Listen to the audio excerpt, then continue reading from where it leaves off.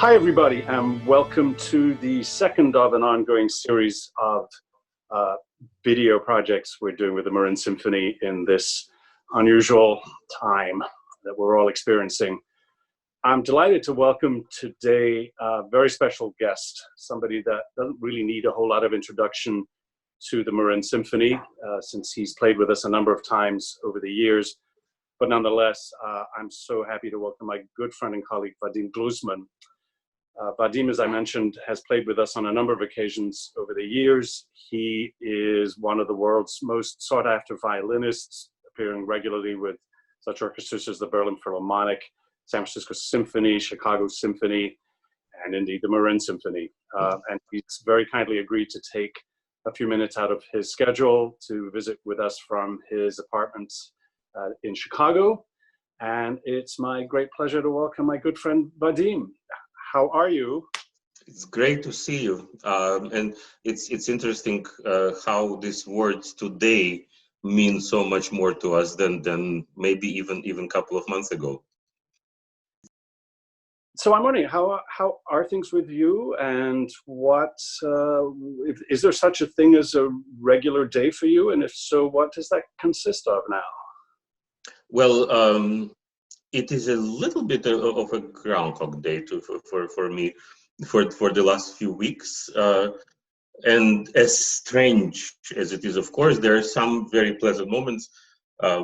Most importantly is chance of being at home with my family, which, of course, in my normal, if one can even use that word, life, it happens very, very irregular and not often at all. I've been with my wife and with my daughter all this time, and of course I enjoy this tremendously. And I find myself working on a lot of musical projects that I always wanted to do and I never had the time. Mainly revisiting old repertoire that I felt needs a little bit of a critical question marks, and I never had the chance to do it. And it's both painful and very, very inspiring at the same time.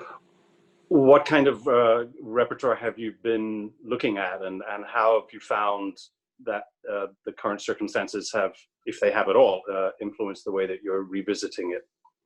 Well, I don't think the circumstances themselves actually reflect on the way I look at this or other piece of music, but a simple fact of being able to work on a piece without stress of deadline or a date that is coming up and I better make it work one way or another.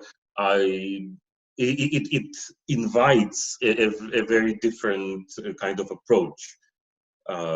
In a way, I would say much deeper. So I've my recent projects are as well, simple. I should not use the word, but for lack of better one, as sonatas and partitas by Bach, which need revisiting daily, to be perfectly honest. And I've been looking at Mendelssohn Concerto for no reason whatsoever. Why particularly Mendelssohn?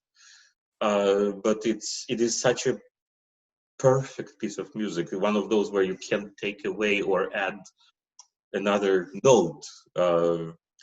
Every decision is crucially important. So I'm working my way through Mendelssohn right now and learning a new concerto as well.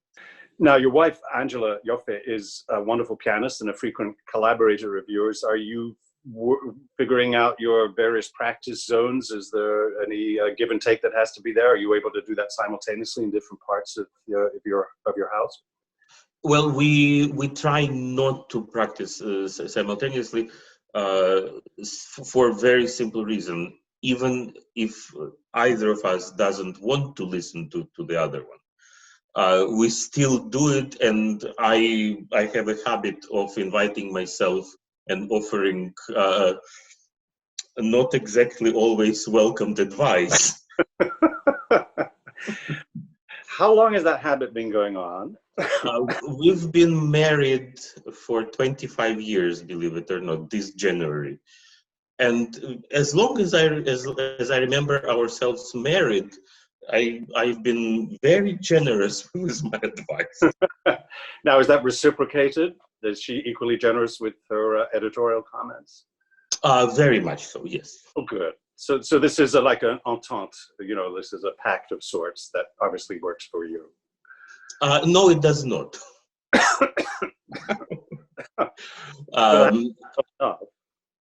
I don't think it is very practical, nor do I think it is respectful to each other, except there are emotional moments where your emotion takes over your better judgment, and then you go and nevertheless do it. Is it about the Beethoven that makes it such a touchstone, so special? There are no particular, he doesn't explore any new chords or any new rhythms that shook the world. It's not like the Tristan chord or Rite of Spring. Is it something about what is it about the essence of that piece that makes it so special? There are so many sides.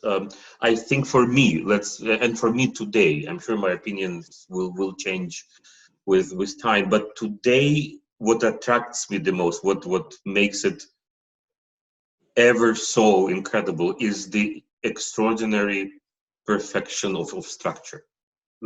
I think with this concerto, even for himself, he set a standard, a new standard of structuring a piece in a perfectly balanced way, be it in terms of overall structure between the movements or within the movements themselves, the balance between the themes, the development, introduction of every theme takes exactly the amount of time that you need to, in a way, absorb the theme and to become one with it, familiar with it. And then the moment you feel it has been enough, not a second later or earlier, we have the bridge, which leads us to another theme. And then, of course, the absolutely unique and at that time, certainly, interaction between the orchestra and the soloist. It is really not a concerto for solo instrument and orchestra accompaniment. That certainly it is not. And for me, every music is chamber music. Even when you play alone, I think it is chamber. It's still a dialogue. Even if it's only dialogue with yourself, it is still a dialogue. Monologues are, I think, very sad. Well, that's just whetted my sense of anticipation of us coming back in the fall and collaborating on this once more, and let's hope that all comes to pass. In the meantime, I know you very kindly agreed to play some music for us today as a little bonbon of sorts, because we need music more than ever, of course. And would you like to tell us a little bit about the piece that you and Angela are going to play for us? Absolutely. We will play a piece that we have played with the Marine Symphony, and I have just, before our talk, I checked when it was. It was exactly 10 years ago. It was January of 2010 when we played the Tchaikovsky Violin Concerto. And we played as an encore a piece that I always feel obligated to apologize to all my friends, flutists, for, let's say, borrowing it from them. But since it was me personally who did it, it was Fritz Kreisler. I feel a little bit less responsible.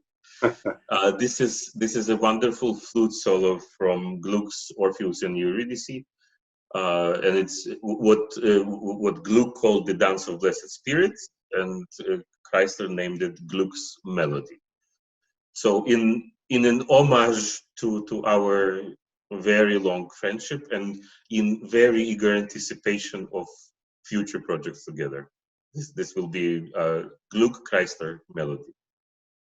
Thank you so much, Vadim, for being with us today. And we can't wait to hear you again in person in the fall.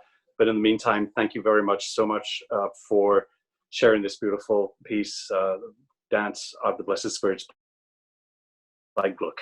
Pleasure.